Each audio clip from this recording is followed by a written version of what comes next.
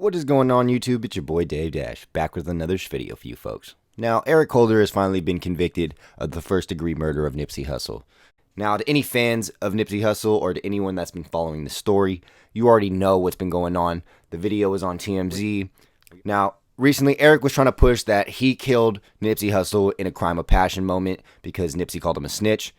Now, that is just not going to fly with the courts. They're not taking that. They're saying, nah, bullshit. This was not a crime of passion, especially with Cowboy's testimony, a couple other people's testimony, such as the driver. They're not running with that story.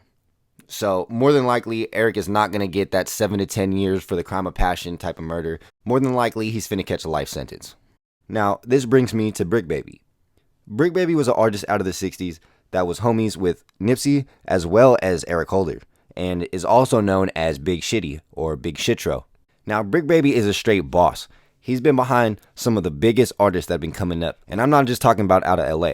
Brick Baby was involved with Young Thug and YSL, Lil Baby, and even had a tape with Gucci Mane that never came out.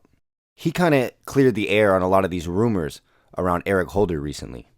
First, he explained that there was no paperwork on Eric Holder. Eric Holder did not snitch on anybody, but it was just a rumor that was floating around the neighborhood. But as Brick Baby says, good news does not travel as fast as bad news. So nobody really cares about clearing the air up around the snitching allegations when everyone already hates this guy for killing Nipsey. Another thing that Brick Baby clears the air on is Eric Holder's mental health. He states that when he was younger, Eric Holder suffered a brain injury that left him different afterwards. He also explained how Eric Holder really wasn't much of a hustler and probably more just developed into a shooter. You know, when you can't get money in the streets, when you can't really move at a high level like that, and you're a gang member, there's really only like one more choice for you, and that's to be the killer. You know, you want people to respect you, you still want to have a name in the streets, but you can't get money, well, you're going to have to ride with a gun.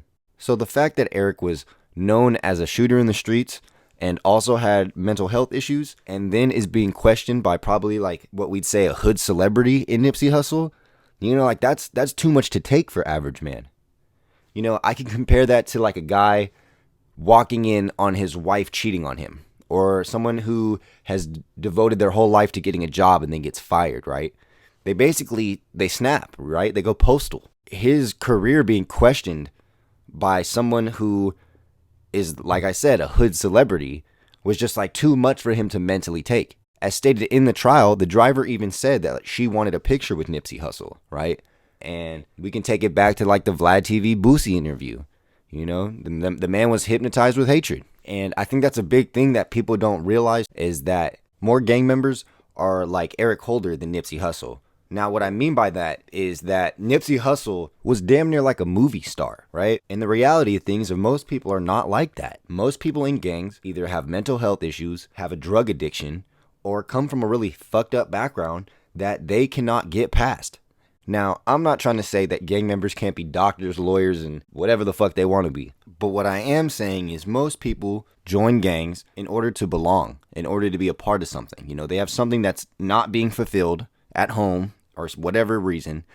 So they join a gang or the set in order to have that need met. And more people are like that than they are like the celebrity of Nipsey Hussle. You know, for every famous gang member that we see or famous drug dealer that we see that we idolize and we make movies about, there's 10,000 people with mental health issues that are doing the same thing. And when someone with so much celebrity antagonizes you or hurts your pride as much as Nipsey Hussle probably hurt Eric's, and with his mental health issues and his past criminal behavior, it's like it was the only thing that Eric Holder knew how to do. It's the only thing that he was able to do in order to beat Nipsey Hussle in his mind. And this is why Eric Holder killed Nipsey. It wasn't because he called him a snitch.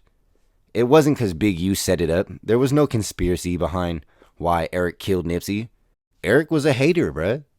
Eric had hate in his heart, and the only way he knew that he could beat Nipsey Hussle was smoking him. But as Big U stated in an old interview, that there was once somebody who killed a famous 60s, and when he got transferred to prison, that man got stabbed over 80 times. So if Eric Holder has any sense, he'll be applying for an interstate compact and be serving his time in North Dakota or somewhere out in the sticks. What do you guys think? Do you still think that Eric killed Nipsey because he called him a snitch? Or do you still believe that Big U set it up and it's some big grand conspiracy? Let me know in the comments. And don't forget to subscribe. It's your boy Dave Dash, and I'm up out of here. Peace.